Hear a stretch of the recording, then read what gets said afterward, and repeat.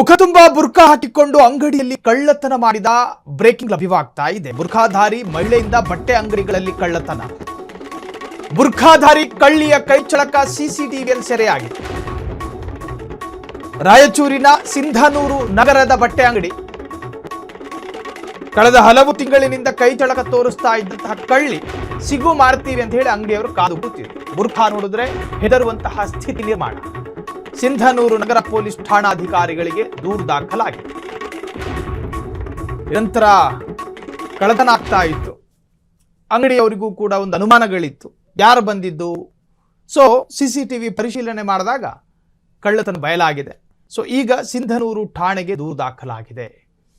ಸಂಪೂರ್ಣ ಬುರ್ಕಾ ಹಾಕೊಂಡಾಗ ಮುಖ ಪರಿಚಯ ಇರೋದಿಲ್ಲ, ಹಾಗಾಗಿ ಕಳ್ಳತನ ಈಸಿ ಅನ್ನೋ ಕಾರಣಕ್ಕೋಸ್ಕರ ಈ ವೇಷವನ್ನು ಆರಿಸಿರಬಹುದು. ಸೊ ಮುಖ ತುಂಬಾ ಬುರ್ಕಾ ಹಾಕಿ ನೋಡಿ, ಬುರ್ಕಾ ಹಾಕುವಂತಹದ್ದು ಧಾರ್ಮಿಕ ಕಾರಣಗಳ ಭಾಗ. ಸೊ ಅದನ್ನ ಮಿಸ್ಯೂಸ್ ಮಾಡಿಕೊಳ್ಳೋದು ಕೂಡ ಕಡಿಮೆಯಾಗಬೇಕು.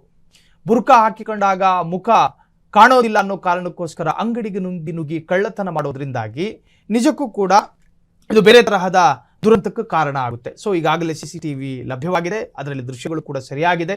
ರಾಯಚೂರಿನ ಸಿಂಧನೂರು ಗ್ರಾಮದಲ್ಲಿ ಅಥವಾ ಸಿಂಧನೂರು ಪ್ರದೇಶದಲ್ಲಿ ನಡೆದಿರ್ತಕ್ಕಂತಹ ನಗರದ ಬಟ್ಟೆ ಅಂಗಡಿಯಲ್ಲಿ ಕಳೆದ ಹಲವು ತಿಂಗಳಿನಿಂದ ಕೈಚಳಕ ತೋರಿಸ್ತಾ ಇದ್ದಂತಹ ಕಳ್ಳಿ, ಈಕೆಯ ದೃಶ್ಯ ಲಭ್ಯವಾಗ್ತಾ ಇದ್ದ ಹಾಗೆ ಸಿಂಧನೂರು ನಗರ ಪೊಲೀಸ್ ಠಾಣೆಗೂ ಕೂಡ ದೂರು ದಾಖಲಾಗಿತ್ತು. ತಡರಾತ್ರಿ ನಡೆದಿರತಕ್ಕಂತಹ ದೃಶ್ಯ ಈಗ ವೈರಲ್ ಆಗಿದೆ.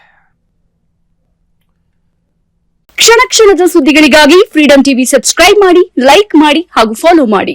ಹೊಸ ಸುದ್ದಿಗಳ ನೋಟಿಫಿಕೇಶನ್ಗಾಗಿ ಬೆಲ್ ಐಕಾನ್ ಮೇಲೆ ಕ್ಲಿಕ್ ಮಾಡಿ.